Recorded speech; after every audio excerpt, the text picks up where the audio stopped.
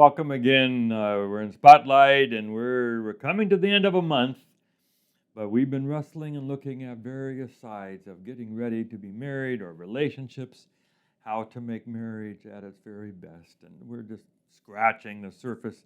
We could go on, obviously, for a long time on various topics, how to have communication, how to fight fair. We could talk about a lot of things. Let's talk about the languages of love. It's a famous book.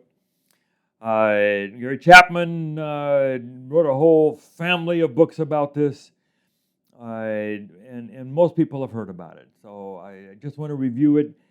The whole idea of the languages of love is that each of us expresses love easiest in a certain way. We may have a variety of ways that we can do, but we're best and it's easy and natural for us to do it a certain way. You know what the five. I don't know if I can remember them all immediately. Acts of service, the gift of time, words of affirmation, gifts, and so on. And we know each of those kinds of people. We had a lady on campus here at La Sierra who was just a gift giver. Every time I turned around, there'd be a little bookmark or a little something. It didn't cost much. The whole campus loved her. She just was a gift giver and a sweetheart. Other people will come and just do something for you. They're not too good with the words, but they'll serve and serve and serve. So, and then we all hear love best in a certain way. And you can see where this is going. Is that sometimes people get in a relationship and the way I give love best is not the way the other person hears love best. Most of the time it's not. But we instinctively think the default is that this is how I hear love best. If I just give that, they will certainly know that I love them, and they'll be filled and they'll be satisfied and feel loved. And they're just starving, and it's not working. I remember Bill Hyatt was talking about this in Chicago, and he said, my wife was killing herself with food, trying to think that serving me with the best food was the way to get to me. And he said, it's just not how I get it, honey. I need touch. I need words. I don't get it from just this amazing meal that you made. Not that important to me. Take a father and a son. The father's really busy, but he loves his son, so he's killing himself at work, staying late at night so he can make a lot of money, so he can buy his kid the best, send him to the best school, give him the best sports camp, whatever else. And the kid said, I don't need any of this junk. I just want my dad to spend time with me. And so here's two people, both wanting to have a relationship, but they're missing because they're not speaking the same language. So obviously, we have to get to know the other person's love language. And it usually means we have to learn a second language, like ESL. English is a second language. And the gift givers have to learn to say something. You just say, I love you. You're amazing. I'm just blessed to have you around. And just say some things. Or touch. A lot of us need the touch. And just to have someone touch you just melts your heart. And the gifts are, I don't need a bookmark,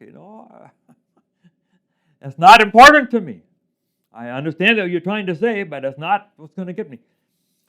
But we can learn a second language, maybe all five. Jesus is the perfection of all five and speaks to us in all kinds of ways through acts of mercy and miracles and a nature and the Holy Spirit and the words of Jesus and the Bible. He speaks to us in all kinds of ways. So can we learn to love in a multiple of ways.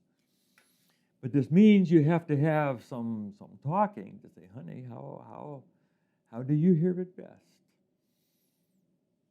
And where do you hear it from me the best? Is it in touch? Is it in spending time together?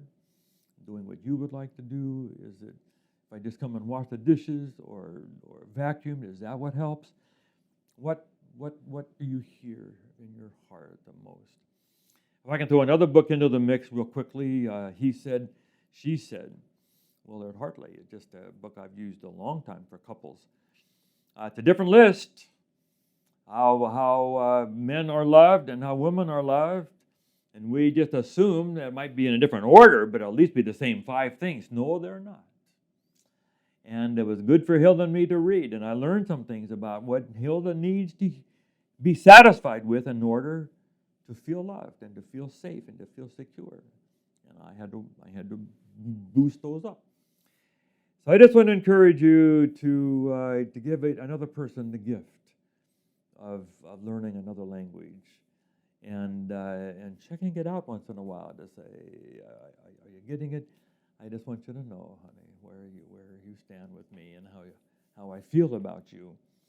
And so if you haven't had a chance to read the book, download it, get it from Kindle, work through it.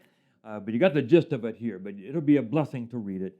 And may we give each other the gift of being perceived, that we thought about them, we know them, and we give them the gift of speaking to them and giving to them in the way they need to hear it, not how I want to express it. It's how Jesus, He saved us where we needed it. He came down from heaven.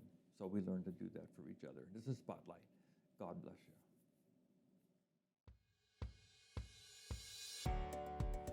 Thank you for watching Spotlight. We're so excited about this. We hope that you'll subscribe and so you'll get all of them. And please just forward it on to others and tell other people about it. And let's just see what kind of an audience we can get for these messages of Spotlight. God bless you.